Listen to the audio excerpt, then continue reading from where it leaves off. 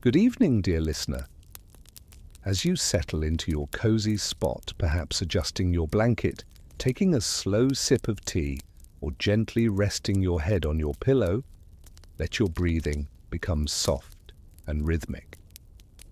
Tonight, I invite you to relax into a gentle darkness, where the outside world's chaos fades behind closed eyelids. Imagine a quiet moment just before sleep, when the only sounds are the whisper of shadows and the faint hum of distant dreams. Now picture a journey, not the kind you take on a smooth plane with Wi-Fi and endless snacks, but one through a time when travel was less a matter of hours and more a test of patience, endurance, and perhaps a dash of absurdity. A voyage where the road was cloaked in fog and every mile brought a new challenge, be it a broken cartwheel, a muddy crossing, or a wait that felt longer than the night itself. Think of it as a never-ending queue, but with more dirt, dust, and the occasional howling wind. There's a strange charm in these stories, an echo of shadows and whispers that seem to breathe just beyond your understanding.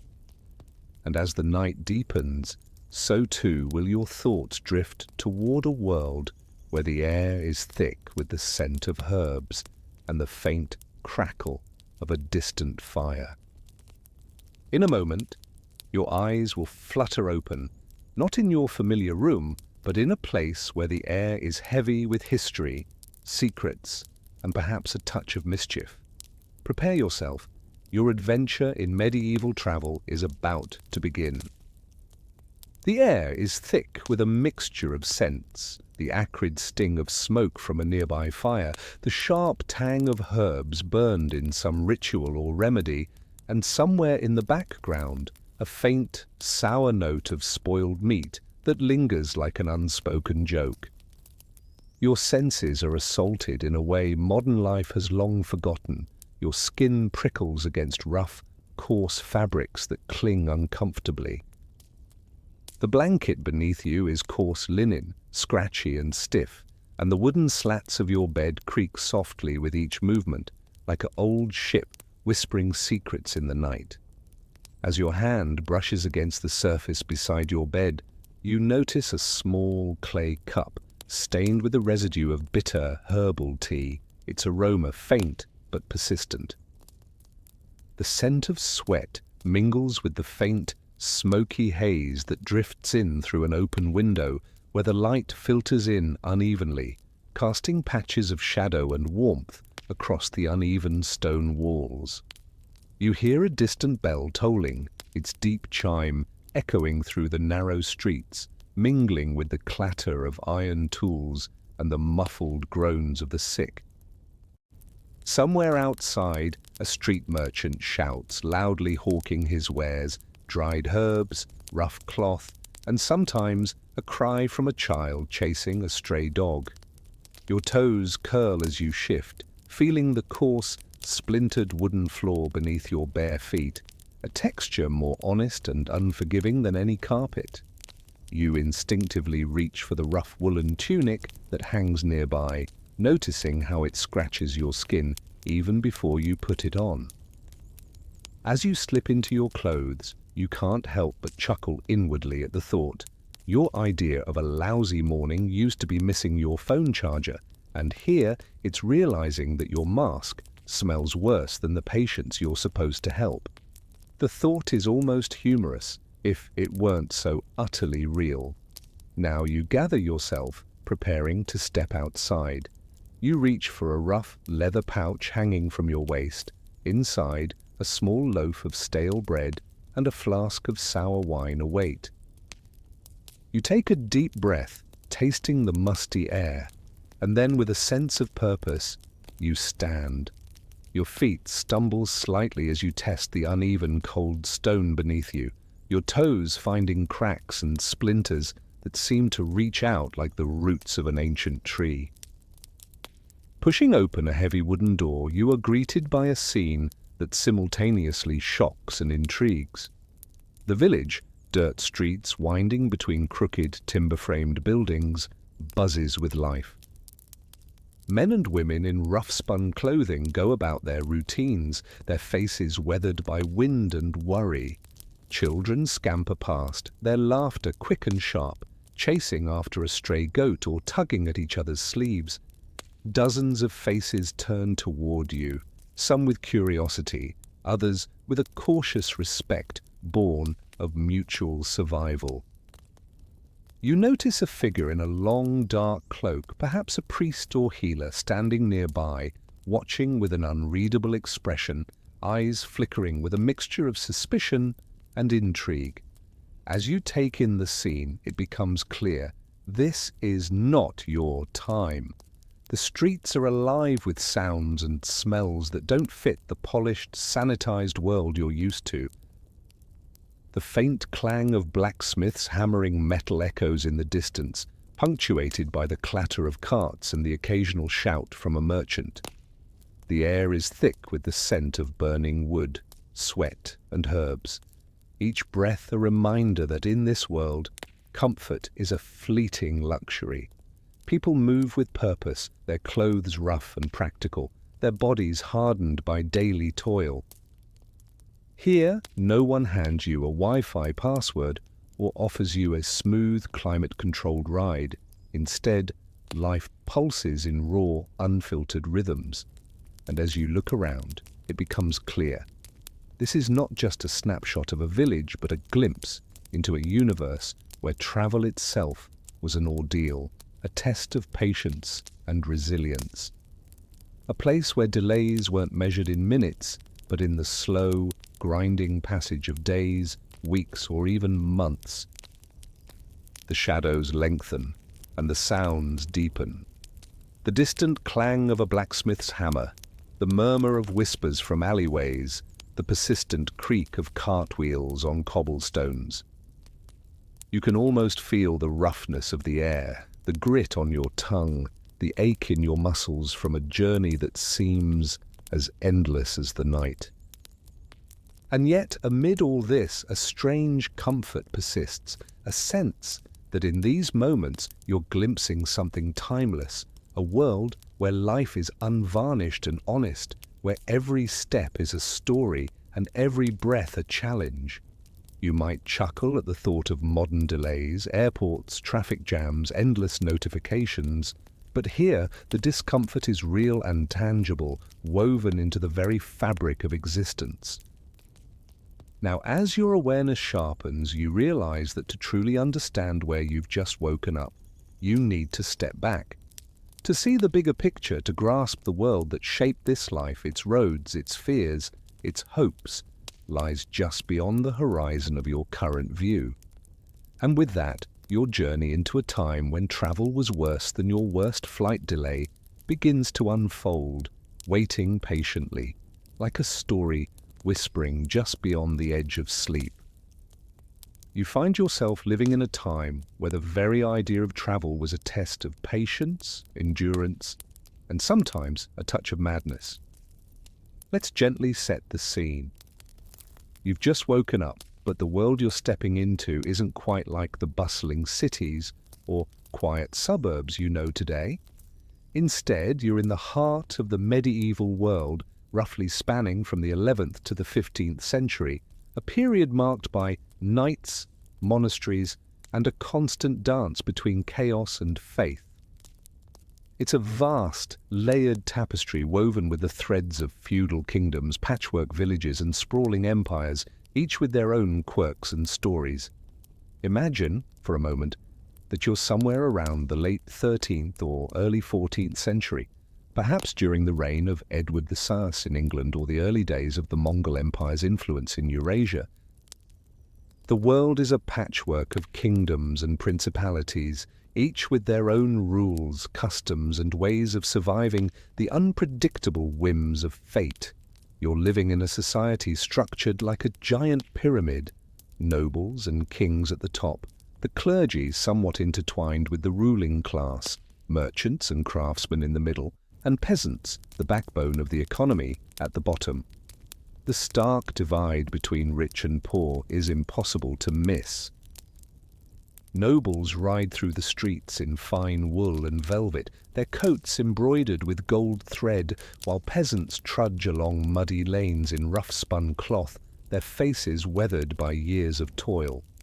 Power is a fragile thing here. Who rules depends on might, luck, and sometimes divine right. Kings and queens wield the sword and the crown, but their authority often feels as thin as a whisper compared to the influence of landowners, bishops, or wealthy merchants. The streets are lively, if a bit chaotic. A market day is noisier than a modern Black Friday, but with more pigs than people and a lot more shouting. Vendors hawk dried herbs, fresh bread, and cloth dyed in strange colors. Children run past in rags and laughter, while farmers with mud-caked boots listen to the latest gossip, clutching their baskets of vegetables. Meanwhile, the church looms large, a stone cathedral with stained glass windows that cast kaleidoscopic patterns on the cobblestones. It's a place where every hour is marked by bells tolling from the tower, summoning villagers to prayer, or perhaps a reminder that divine judgment is never far away. Life here moves at a rhythm both relentless and strangely predictable. You wake with the crowing of roosters, and your day begins with chores, feeding animals, chopping wood, repairing tools. Taking a bath? That's a suspicious activity, almost like announcing to your neighbors that you're planning something shady. Instead, you wash in a basin of cold water using a rag soaked in herbal infusions, if you're lucky. Personal hygiene is a daily challenge, and cleanliness doesn't quite have the same glow of modern comfort. Your mornings are punctuated by the clatter of blacksmiths hammering away at glowing iron, the distant call of a hawk, and the occasional neigh of a horse pulling a cart. Your idea of a bad day might be waiting in line for hours to get your turn at the village well, or the frustration of trying to light a damp fire while the rain beats down relentlessly. Modern inconveniences like Wi-Fi outages are laughable compared to the constant battle to keep your home warm or your food safe from mice.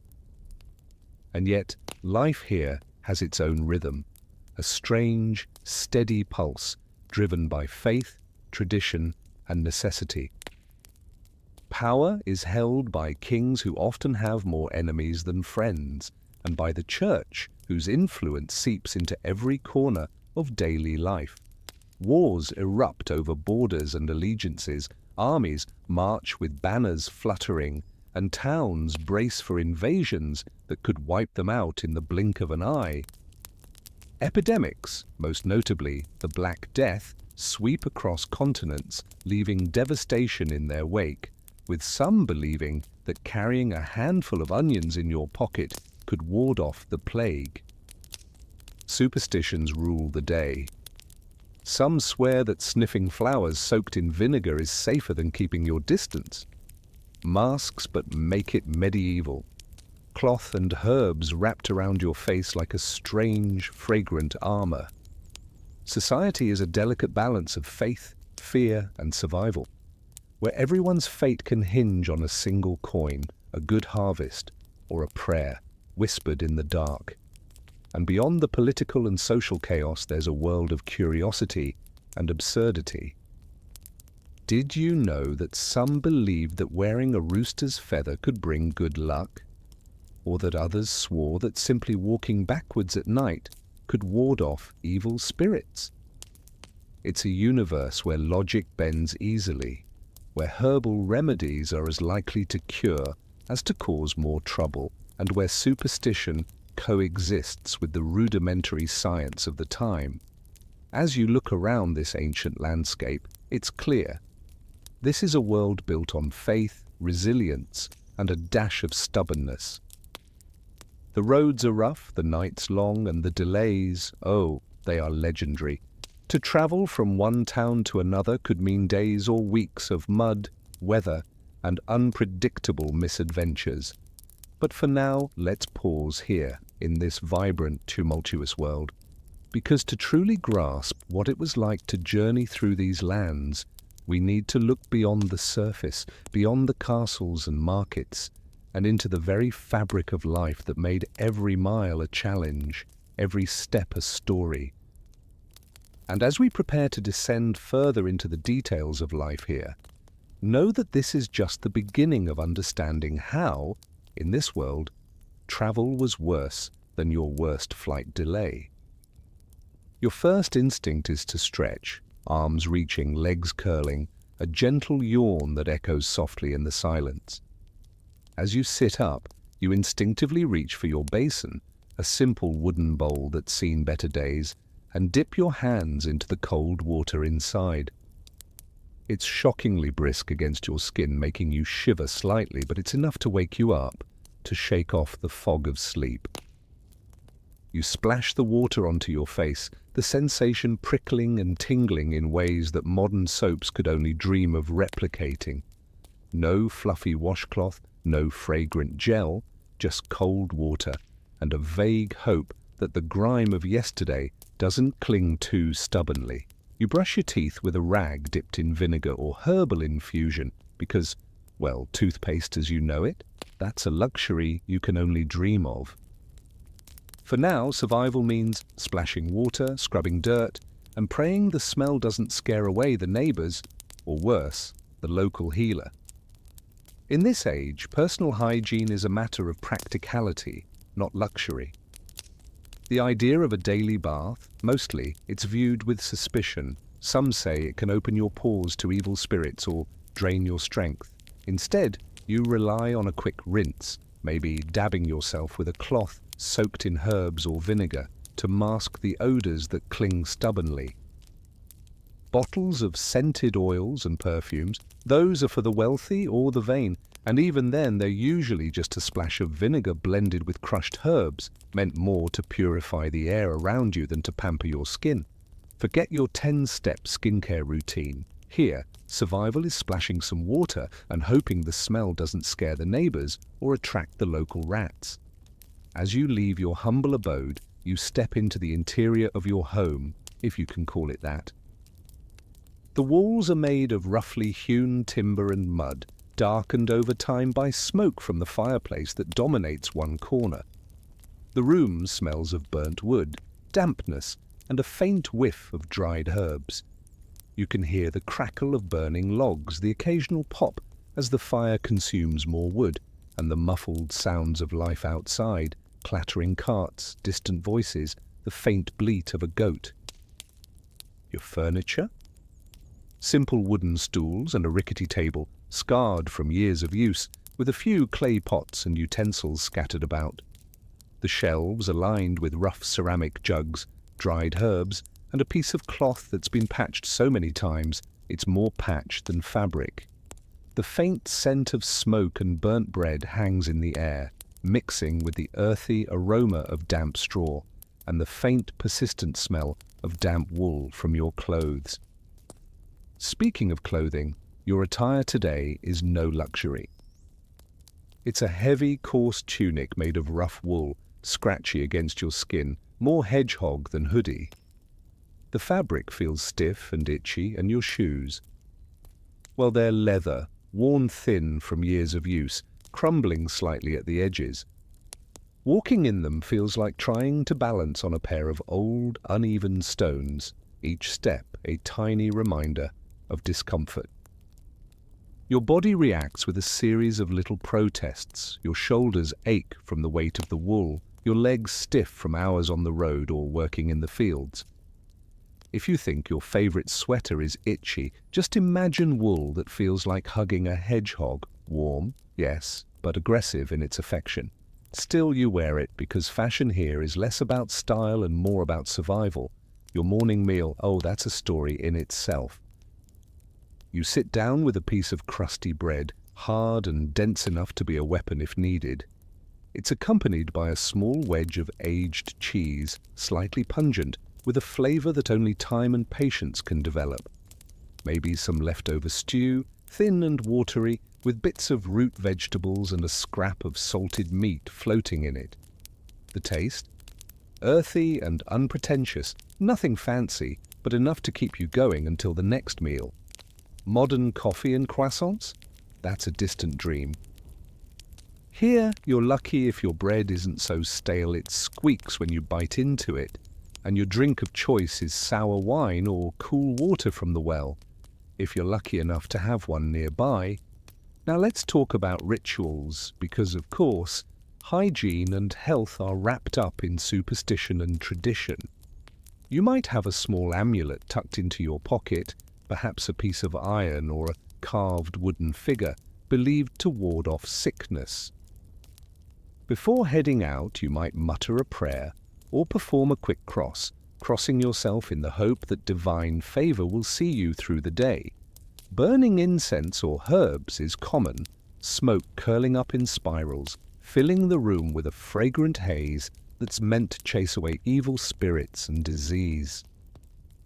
If you're feeling particularly superstitious, you might even place a sprig of rosemary or thyme near your doorway, believing it will keep away the pestilence that's always lurking somewhere just beyond the horizon. As you prepare to step outside, you can't help but feel a strange mix of familiarity and oddity. Your body feels stiff, your skin a little dry, and the odors of the house cling to you, damp wool, smoke, and herbs. Yet, there's a comfort in these routines, a rhythm that has endured centuries. It's almost meditative in a way, this slow, repetitive ritual of waking, washing, dressing, and nourishing yourself. You might chuckle quietly, thinking how far modern life has come, how your idea of discomfort might be a scratchy sweater, but here it's wool that feels like hugging a hedgehog. And so, with the scent of smoke and herbs still lingering, you're ready to face the day. But before you step beyond your door, take a moment to appreciate this tiny universe, where water is cold, clothes are rough, and every day begins with a small, stubborn act of survival. Because here, in this world of dirt and dampness, the simple routines of life are both a necessity and a quiet rebellion against the chaos outside. Now, with your mind somewhat prepared, you're ready to leave the sanctuary of your home and, as we'll soon discover, face the even greater challenges of the world beyond these humble walls. The ground beneath your feet is a patchwork of uneven stones and sticky mud, pocked with puddles that reflect the grey sky above, mirroring the uncertain nature of your day.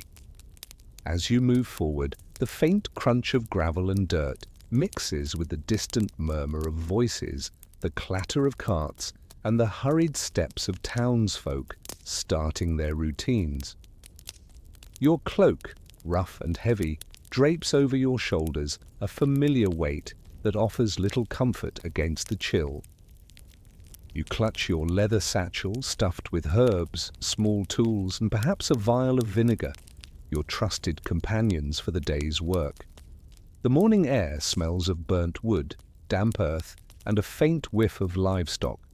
The scent of stale bread and sour cheese lingers in your nostrils, reminding you that sustenance is simple here, nothing fancy, just enough to keep the body moving. Today, you are more than just an ordinary person. You are a healer, a keeper of health, or perhaps a wandering medic, tasked with tending to the sick and the dying. Your role is vital, yet often misunderstood. Children stare at you, half curious, half terrified, eyeballing the strange mask with its long, beak-shaped nose, filled with dried herbs and fragrant powders. Some whisper that you're a sorcerer, others think you're cursed, but most respect the purpose behind your strange appearance. You are here to diagnose, to prescribe, and sometimes to burn the clothes of the infected to prevent the spread of disease. Your presence commands a mixture of awe and suspicion, like a walking reminder of death itself, cloaked in the guise of aid. As you make your way through the marketplace, the sights and sounds hit you with full force, merchants shouting their prices, hawking dried herbs, sharpened blades, and potions in cracked glass bottles. The air is thick with the aroma of roasted nuts, spiced wine, and the bitter tang of vinegar used to disinfect. The noises are relentless: metal clanging from a blacksmith's forge, the squeal of pigs in pens, and the rhythmic hammering that echoes like a heartbeat through the town. You weave between carts and pedestrians, your boots splashing through puddles, your senses assaulted by the chaos of daily life. Your task? To examine the sick, to diagnose symptoms that often resemble a confusing jumble of coughs, rashes, and fevers. You listen to the wheezing of a patient, feel the pulse of a feverish child, and scrutinize the skin for signs of plague or pestilence. The smell of burnt herbs and incense clings to your hands, remnants of your rituals to ward off evil spirits and disease. Some doctors believed that carrying a cane wasn't just for support, but for poking patients from a safe distance, an early form of social distancing perhaps. Others thought that smoking tobacco inside your beak mask would keep the disease away, like medieval aromatherapy. You might chuckle inwardly at such superstitions, but you follow them diligently. They are part of the safety net woven by centuries of trial and error. Your duties extend beyond individual patients. You are called to the homes of the afflicted, where the air is thick with despair and the scent of sickness. You examine bodies, measure fevers, and prescribe herbal remedies, dried herbs, boiled infusions, poultices of mud and dung. You watch as a neighbor's face contorts with pain, their eyes flickering with a mixture of hope and fear. You burn contaminated clothes and bedding, believing that the smoke can chase away the invisible, deadly threat lurking in the shadows. At times you perform small rituals, chanting prayers, sprinkling blessed water, or lighting candles, hoping to sway the mercy of divine forces. Your presence in the community is always marked by a careful balance of reverence and skepticism. Children hide behind their mothers, clutching their skirts, eyes wide with a mixture of fascination and dread. Elderly men and women nod respectfully, whispering prayers under their breath, eyes cast downward. Nobles and merchants treat you with a mixture of curiosity and disdain. After all, your methods are crude, your tools primitive, and your understanding limited. Yet they respect your role, even if they keep a respectful distance. You see the bustling life of the town, a market noisier than a crowded tavern, filled with the shouts of traders bargaining, the clatter of coins and the laughter of children chasing each other. The town square hosts a parade of activities, farmers bringing their harvest, soldiers training in the open field, monks reciting prayers in the nearby church. Every corner of this world hums with purpose, with a rhythm set by necessity, superstition, and hope. As you navigate among these groups, exchanging hurried words with the merchants, observing soldiers sharpening their blades, or offering a quick blessing to a sick child, you realize how different this life is from your own. Your duties are endless, your worries constant. The air is thick with the smell of sweat, herbs, and smoke, every scent a reminder of the fragile line between health and sickness. Your back aches from bending over patients, your hands are roughened by herbs and dirt, and your mind is caught between science, superstition, and sheer stubbornness. Still you carry on, knowing that your role, however small or misunderstood, is crucial in this fragile world. To the outside observer, your life might seem filled with chaos, with dangers lurking behind every shadow. But to you, it's just another day, another chance to serve, to heal, and to face the relentless march of disease and despair. And behind every busy market stall and every wary glance, there's a deeper fear that shapes this world, a fear of invisible enemies, of death creeping silently, unseen but ever present. To understand why people look at you that way, we need to step into their beliefs and superstitions and see how they interpret the danger that lurks just beyond the edge of reason, and how, in this world, your work is both a necessity and a gamble with fate. When you walk the streets, you notice how the townspeople's eyes dart nervously, whispering prayers under their breath as you pass by.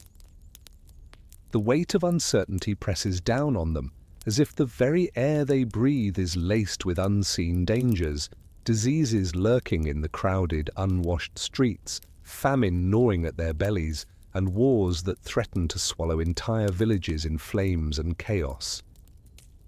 It's as if every shadow conceals a threat, and the silence that settles over the town after the church bell tolls for a funeral feels heavier than the stones beneath your feet.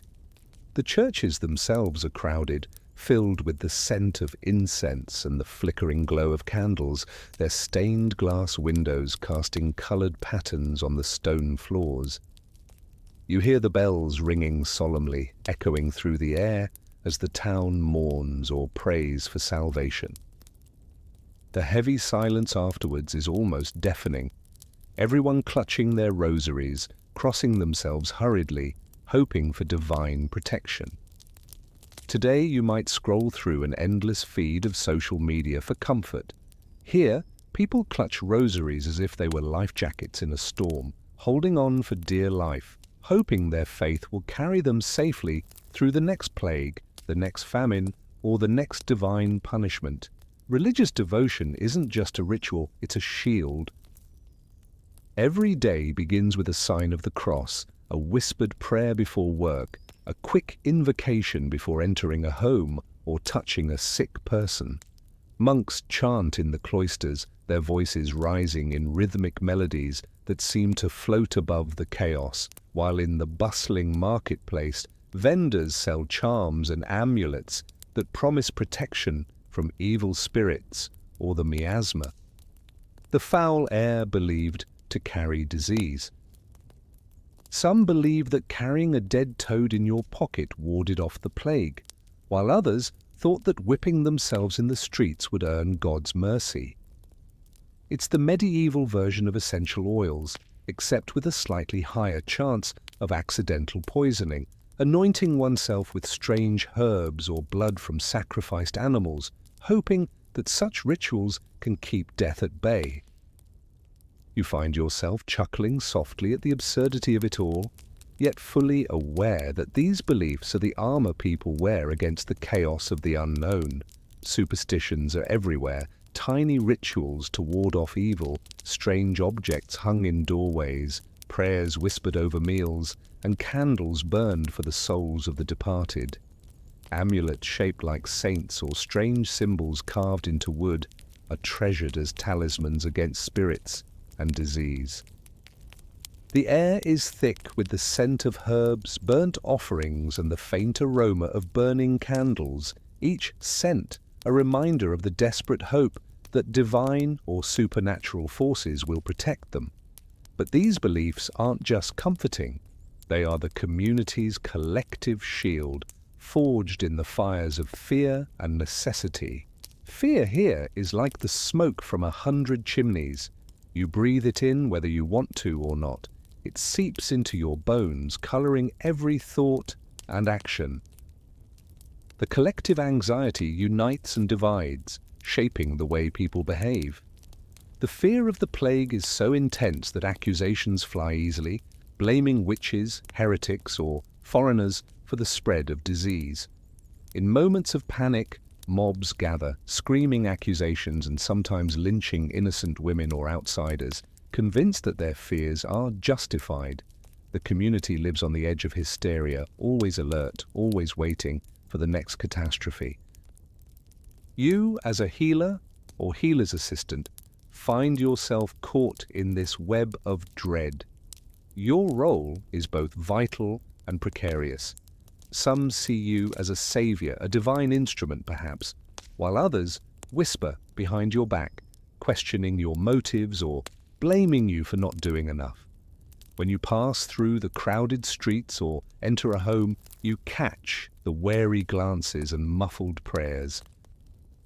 People pray that you bring health, but also secretly fear that your presence might bring the curse you're trying to cure.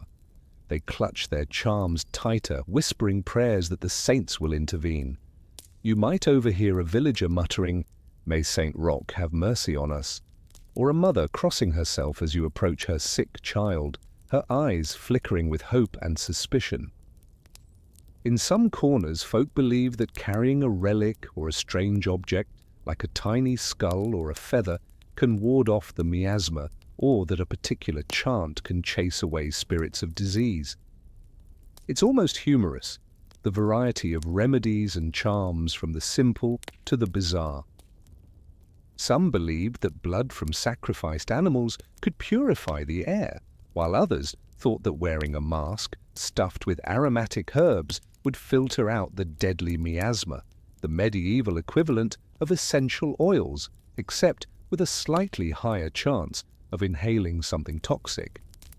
Fear here isn't just an individual feeling, it's a collective force that unites and divides communities.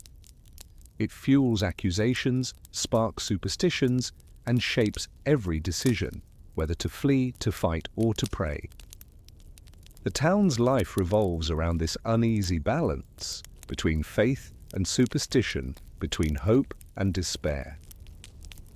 As you move through this landscape of shadows and whispers, remember that your presence is part of that fragile web.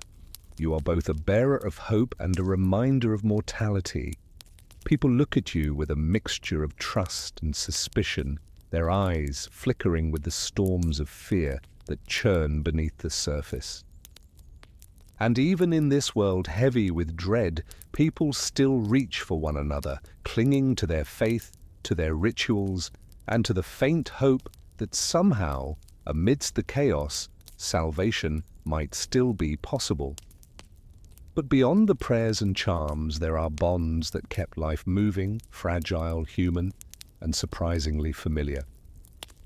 And as we prepare to step beyond this spiritual landscape into the realm of human connection, families, friendships, love, remember that even in a world dominated by fear, the beating heart of community continues to find its rhythm. In a world where fear lurks behind every shadow and death could knock on your door at any moment, the bonds you form are the fragile threads holding together what remains of hope and humanity. Despite the hardship and the constant threat of sickness or violence, the community's fabric is woven with moments of tenderness, small gestures that remind you that beneath all the armor of superstition and survival, human connection still persists. You see neighbors helping each other carry heavy loads, sharing a crust of bread when times are lean, and whispering secrets over the flickering light of a guttering candle. It's in these quiet acts that the true strength of their bonds reveals itself, small, imperfect, but resilient. It's in the way a mother strokes her child's hair during a fever, or how an old man offers a kind word to a stranger lost in the dark streets. These moments of solidarity act as the stitches in the torn cloth of daily life, holding everyone together in ways that words rarely capture. Forget Netflix family drama. Here, your cousin might literally sleep on the floor 2 feet away from you every single night, sharing the same patchwork quilt, listening to the sounds of the night, owls, distant wolves, the occasional shout from the marketplace. Family life isn't about comfort or privacy, it's about survival, obligation, and sometimes a shared sense of despair.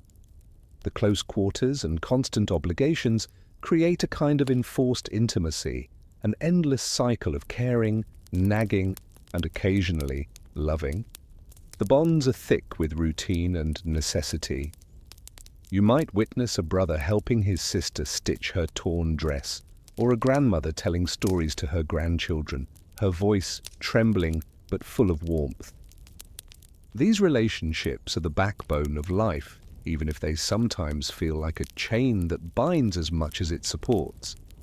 And in the midst of this, friendship blossoms, quiet and unassuming.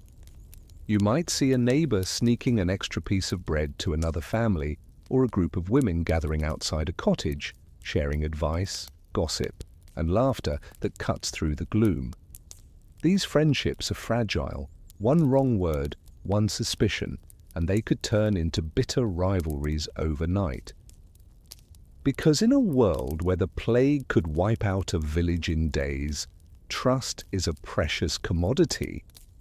You might overhear a whispered conversation about a neighbor who's been seen talking to a suspected witch, an accusation that could turn deadly or at least lead to exile. Still, the spirit of camaraderie persists like a stubborn flame flickering against the wind. You notice how, even in the darkest moments, people cling to each other, sometimes out of love, sometimes out of sheer necessity. And that's where the humor sneaks in. Like the time a group of villagers gathered for a wedding feast where most guests are drunk by noon and arguing over goats, an age-old dispute that somehow never loses its charm. Or the local gossip that a woman sneezing during a wedding is a good omen, unless it's her mother, who swears it's a sign of bad luck unless she's in a particularly generous mood. The social hierarchies shape these bonds, of course. The noble lord's retinue might share a fine meal and a song, but beneath the gilded walls a servant's life is a constant balancing act, serving with a smile, knowing that a single misstep could mean a night in the stocks or worse. Clergy and laity have their own complex web of relationships with priests and monks wielding spiritual authority that's sometimes gentle, sometimes terrifying. You, as a plague doctor or healer, are respected by some, feared by others, never fully trusted. You are the enigma in this social landscape, an outsider who holds the power to heal or to condemn. People look at you with a mixture of hope and suspicion, their eyes flickering with a complex cocktail of gratitude, fear, and distrust. When you enter a village square, the air thickens with the scent of incense and sweat, and the murmured prayers of those gathered for a religious procession or a community festival. You see families dressed in their best, bright cloaks, embroidered shirts, and colourful scarves, gathered to celebrate a wedding, a saint's feast, or a funeral. The smell of fresh bread mingles with the aroma of roasted meats and sweet wines, filling the air with a sense of shared life. Children run past you, their laughter ringing clear as they chase each other, oblivious to the dangers lurking in the shadows. Adults exchange hurried words, their gestures revealing alliances, rivalries, and secrets. You feel the weight of social tension, rival landowners eyeing each other across the market, accusations whispered behind closed doors about cursed crops or a suspicious death. Sometimes disputes escalate quickly. An argument over a pig's theft or a disputed inheritance becomes a full-blown feud, threatening to tear communities apart. You might chuckle softly at how similar it all is to your modern office politics, except here the stakes are life and death, and the gossip involves accusations of witchcraft or heresy. Your role in this intricate web is delicate. You are both a healer and a symbol, trusted by some, feared by others. When people see you approaching, they tighten their grip on their loved ones or cross themselves, whispering silent prayers. You are part of their daily tapestry, a thread woven into the fabric of their fears and hopes. And in the midst of all this tension, you realize that beneath the suspicion and the drama, life's most enduring feature is the human capacity for connection. It's the shared meals, the whispered confessions, and the small acts of kindness that keep these communities from unraveling completely. As you leave a village or a town, you carry with you the echoes of their stories, of love and loss, of rivalry and reconciliation, and the undeniable truth that, even in a brutal world, the bonds between people are what give life its enduring warmth. These relationships, imperfect, fragile, and sometimes twisted, are what make the brutal beauty of medieval life worth surviving. And as we prepare to step into the next chapter, exploring what people ate, drank, and celebrated together, you'll see that nothing, not even the shadow of death, could fully extinguish the human desire to come together around table and hearth, sharing warmth in a world that often feels cold and unforgiving. As you stretch, your senses slowly awaken to the gentle clatter of wooden utensils, the soft crackle of a fire, and the muted hum of life stirring in the village. Today's meal awaits, a humble table set with rough-hewn boards or perhaps a worn linen cloth, its surface scarred from years of use. A simple trenchers of coarse bread sits at the center, cracked and crumbly, its crust golden and flaky, promising comfort with every bite. Nearby, shallow bowls of clay or wood hold steaming stews, thick pottage made from barley, beans, and seasonal vegetables, topped with a sprinkle of herbs, scented with sage, thyme, and a hint of garlic. The aroma stirs your appetite, a reminder that hunger is a daily companion, sharpening your senses as surely as the plague or the cold. Utensils are scarce, perhaps a single dull knife, a wooden spoon, or a spoon carved from bone, each bearing the scars of many meals. You might use your fingers to tear off a piece of bread, dunking it into the thick, savory broth, feeling the warmth seep into your skin as you bring it to your mouth. Water is drawn from a communal well, cool and earthy on your tongue, or perhaps a mug of weak ale or fermented cider, cloudy and slightly sour, offering a modest respite from thirst. For those of the lower classes, daily fare is modest, hard rye or barley bread, a wedge of salted cheese, a few boiled eggs, or a handful of onions and garlic to flavor the plainest of dishes. Fish, salted or smoked, features heavily on days when land animals are scarce, its smoky aroma drifting through the air like a faint ghost. The common folks' table is a patchwork of leftovers, bits of bread dipped in broth, a handful of dried herbs, a piece of dried sausage kept for special occasions. The elite, meanwhile, indulge in richer fare, roasted game, spiced meats, fragrant sauces made from imported spices like pepper and saffron, and fruits dried and candied, their sweetness a rare luxury.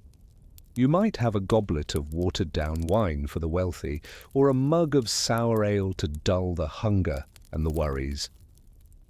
The simple act of eating is a ritual. Before you begin, a quick gesture of thanks or a prayer, crossing yourself or muttering a blessing for the bounty, however scant. Some wash their hands in a basin of cold water, using rough cloths or their sleeve, mindful of the dirt and germs that no prayer can fully dispel. The order of serving reflects social standing. The Lord's plate is brought first, with lavish portions and delicate presentation, while the servants and laborers wait patiently, their hunger a quiet, constant ache. During fasting days, such as Lent or the many fish days, meat is replaced by salted or dried fish, and the table changes, but the hunger remains. You notice how, despite the scarcity, the table is a stage for social signaling. Cloths embroidered with bright colors, the gleam of silver spoons, the presence of sweetmeats or preserved fruits, carefully laid out to impress. The food, like the entire feast, is a language of status. Each bite a small statement in a world where scarcity and abundance dance together like an old, unpredictable tune. You might see a noble lady delicately sip her wine, her fingers gloved and poised, while a peasant gobbles his stew with gusto, crumbs falling onto his rough woolen tunic. The table is a microcosm of society, where honor, hierarchy, and tradition shape every gesture. And after the last slice of bread is broken and the final sip is taken, the village's heartbeat shifts softly. The sounds of plates clinking and muffled conversations fade, replaced by the distant hum of music, laughter, and the faint fiddle tunes drifting from the taverns. The night awaits, and with it, another chapter of shared stories, dances, and perhaps a little mischief.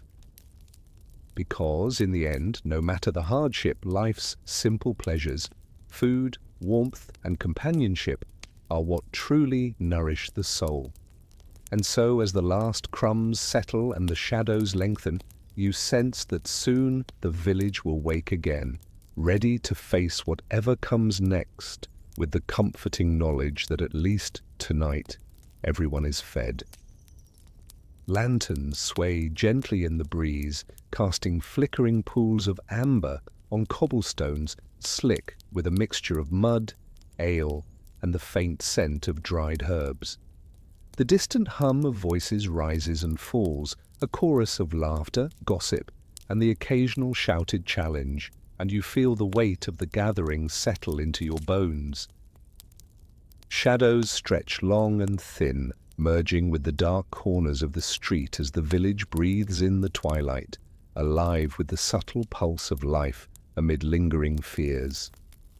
Somewhere nearby, the faint aroma of warm beer mingles with damp wood and the sharp tang of sawdust, a reminder that beneath the festivities, the shadows of darker times still lurk. You make your way toward the local tavern, its uneven wooden planks creaking under your footsteps. Inside, the space is a jumble of rough benches and tables, each scarred from years of use, and the glow of a roaring fire dances across the smoky ceiling.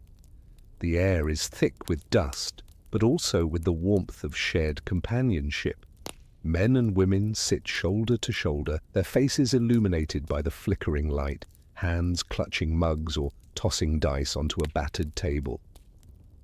The dice roll with a promise of luck and uncertain hope, clattering like the coins in a beggar's bowl, only to land with a dull thud, as predictable and inevitable as bills at the end of the month.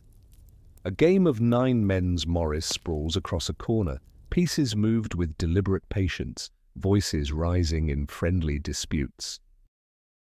The laughter is hearty, imperfect, with a touch of irony because sometimes the game is as much about losing as winning, like the promise of fortune that often ends up just another bill to pay.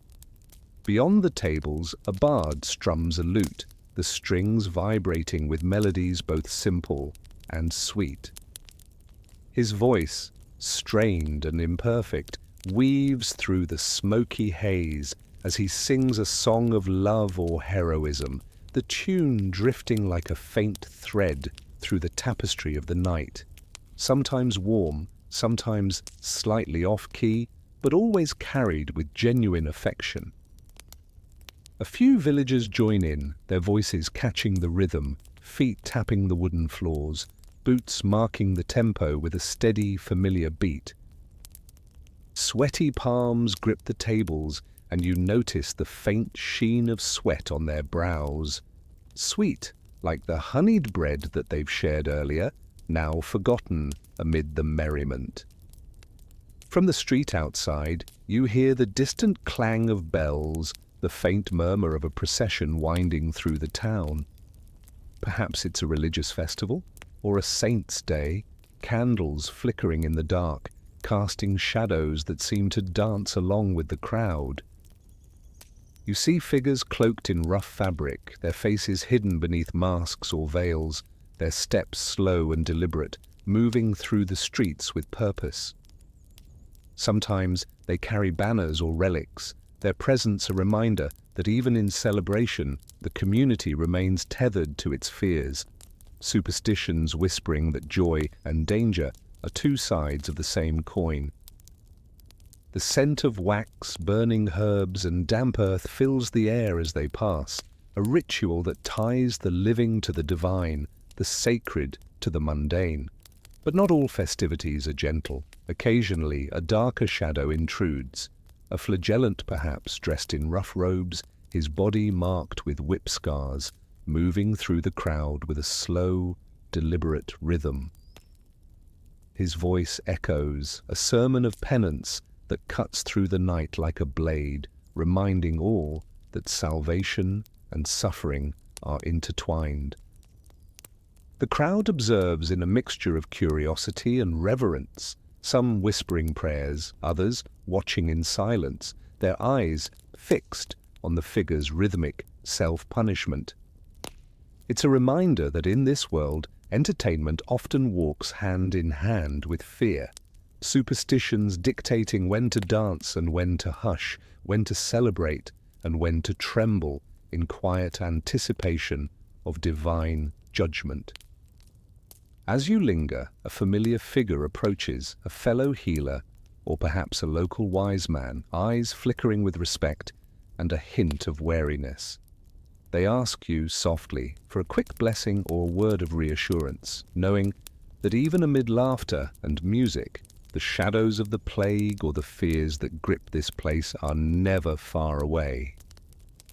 You touch your fingertips to the edge of a windowsill or the worn stone of a nearby wall, offering a small gesture to ward off the unseen threats, knowing that in this place, even joy is tinged with caution.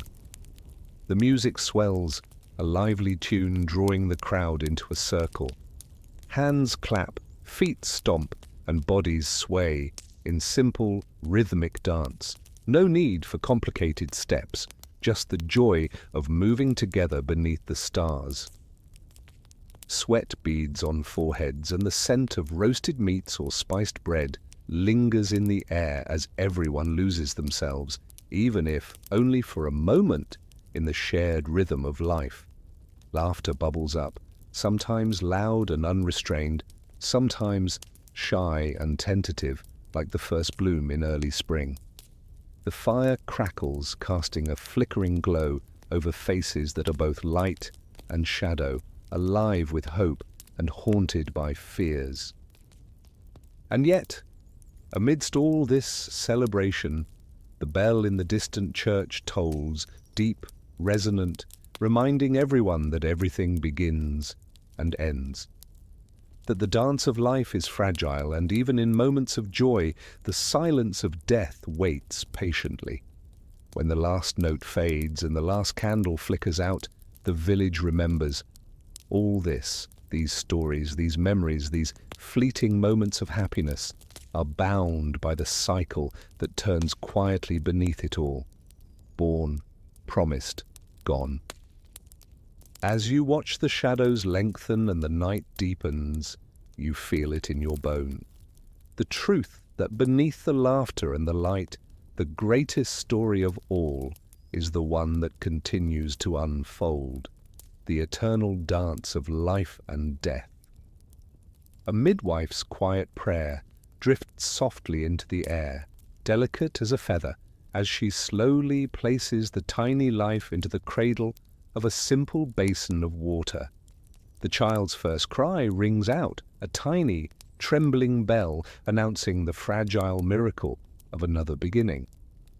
Outside the humble home, the world is still, but life's small victories echo in that tiny wail, a reminder that even amidst hardship, hope persists.